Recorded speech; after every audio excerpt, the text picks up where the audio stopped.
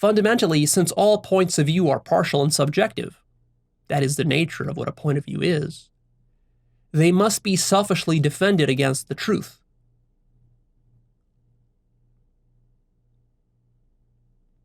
Because the truth transcends all points of view. Now we're talking about truth with a capital T. Now, when you begin your inquiry into the nature of reality, to be honest, you don't even know if there is such a thing as truth. You don't know what the truth is. It's just a possibility. There's a possibility that there's such a thing as truth with a capital T. You don't know, though. And you might have to spend years doubting whether there is such a thing and whether it's worthwhile for you to pursue. But I'm telling you that there is such a thing because I spent many years pursuing it, and I've found it many times, and I understand it pretty well now. So it's there. You just don't know what it is. But it turns out to be such a radical thing that it's very, very threatening. This truth is very, very threatening to all points of view and all worldviews. And so in a sense, what all of these different people are doing with their philosophies and worldviews really is they're actually constructing elaborate defense mechanisms and schemes of rationalization to defend against the truth. So of course, if they're doing that and the truth is so threatening and dangerous, as I say that it is, then why would they ever admit of all of their defense mechanisms?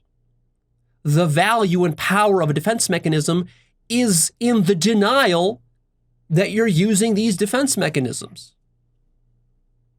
Because if you admitted it, then you'd have to surrender them because you'd be out of integrity. There'd be too much cognitive dissonance. See? So the number one trick in deceiving yourself and lying to others is lying to yourself first. Because if you succeed in lying to yourself, then you can pull off the act that you aren't really lying. And it's true, you're not lying because you yourself have tricked yourself first, which makes it easier than for you to trick others.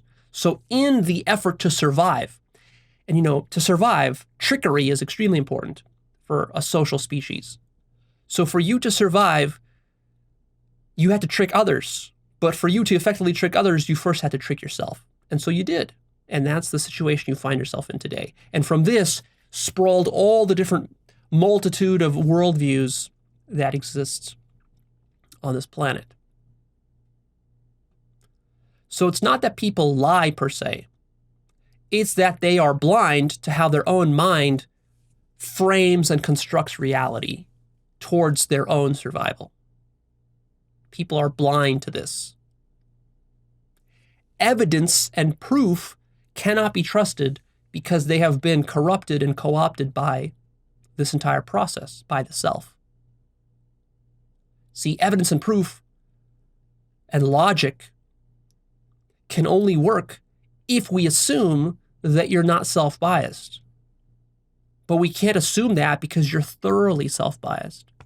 You're so self-biased that you deny that you're self-biased. So what good is evidence and proof and reason?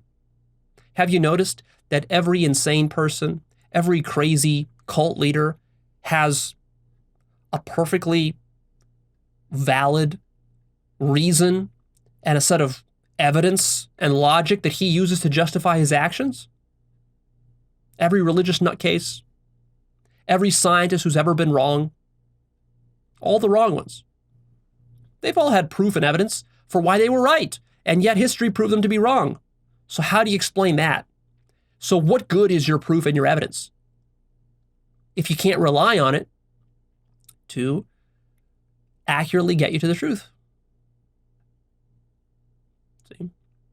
The trick with all this is that it's very easy to see this problem of self-bias in others. We're very quick to point it out in others. We're very quick to point out other people's fallacious arguments and double standards. But it's extremely difficult to see it in yourself when you're doing it to yourself. And that's what really scared me when I realized all of this.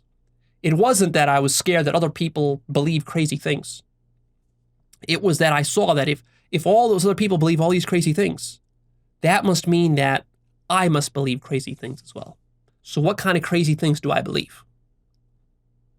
What kind of twisted logic am I using to uphold my own worldviews?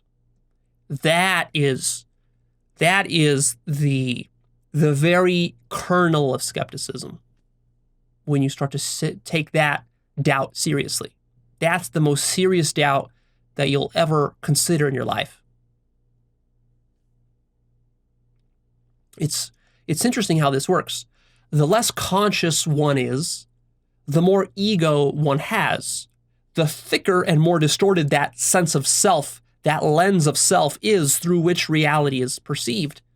The more self-biased one is, the more defense mechanisms one will then use to deny that one is self-biased, and the more extreme one's defenses must become in order to be effective.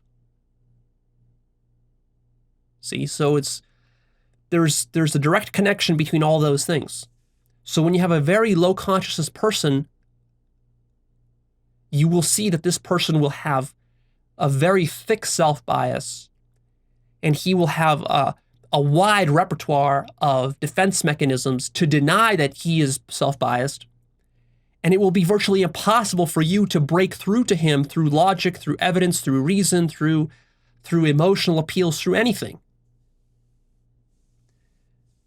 Because that's just the nature of low consciousness. And if it gets really bad, it gets violent. Because violence is the ultimate defense mechanism against getting people to question your views. You know, if you question my religion too much, I'm going to blow you up. I'm going to shoot you up.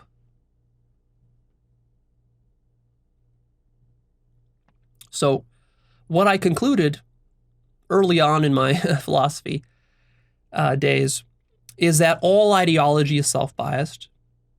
All philosophy is self-biased. Every organization is self-biased. Every country is self-biased. Every political movement is self-biased.